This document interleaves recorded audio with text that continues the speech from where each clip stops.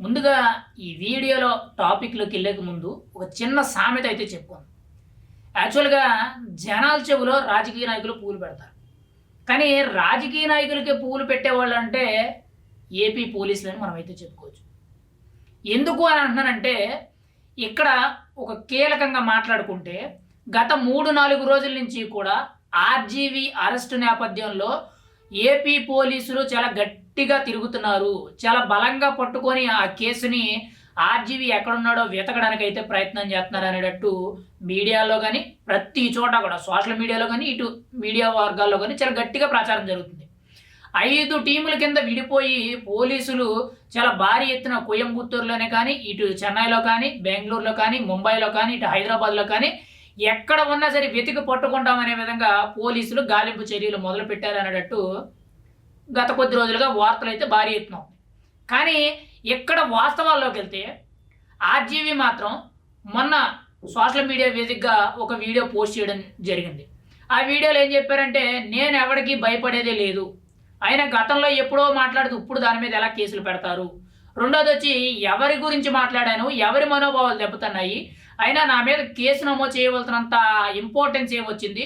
దేశంలో మర్డర్లు, మానభంగాలు ఎక్కువగా జరుగుతున్నాయి. మరి వాటి మీద పోలీసులు ఎందుకు స్పందించట్లేదు అనేటట్టు ఒక వీడియో పెట్టడం జరిగింది. మళ్ళీ నిన్న చూసుకుంటే ఒక శాటిలైట్ మీడియాకి అంటే బిగ్ టీవీ ఇంటర్వ్యూలో ఆర్‌జీవీ చాలా ఓపెన్‌గా తన పైన కేసు వచ్చిన దాని మీద చాలా ఇష్టానుసారంగా మాట్లాడుతున్నాడు. ఇక్కడ పోలీసులు 5 టీముల కింద విడిపోయి ఆర్‌జీవీని ఎతుకుతున్నాం, ఎట్టి పరిస్థితుల్లో ఆర్‌జీవీని పట్టుకొని తీసుకువెళ్తాం, విచారణ చేపడతామని చెప్తున్నారు.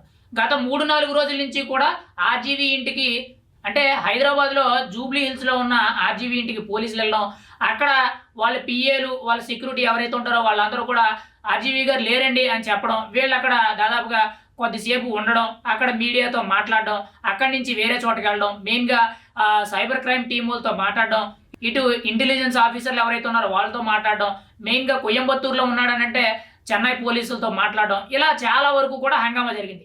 మరి ఇంత హంగామా జరిగినప్పుడు ఆర్‌జీవీ ఏమో మొదటి రోజేమో అంటే అంత ఓపెన్‌గా ఏదైతే ఈ కేసు నెపంలో పోలీసులు ఎంత భారీగా దర్యాప్తు చేస్తున్నారు, భారీగా గాలింపు చర్యలు చేపడుతున్నారు అనేటప్పుడు ఇక్కడ బిగ్ టీవీలో లైవ్‌లో ఇంటర్వ్యూ వస్తుంటే ఆర్‌జీవీ చాలా క్లియర్‌గా తన కేసు గురించి మాట్లాడుతుంటే పోలీసులు ఏం చేస్తున్నారు? గత 4, 5 రోజుల నుంచి కూడా చూసుకుంటే ఆర్‌జీవీని వెతకడానికి ముమ్మరం చేసిన పోలీసులు లేదనంటే మధ్యపాటి పోలీసులు అనేటట్టు, లేదనంటే ఏపీ పోలీసులు అనేటట్టు చాలా వార్తలైతే వచ్చినాయి.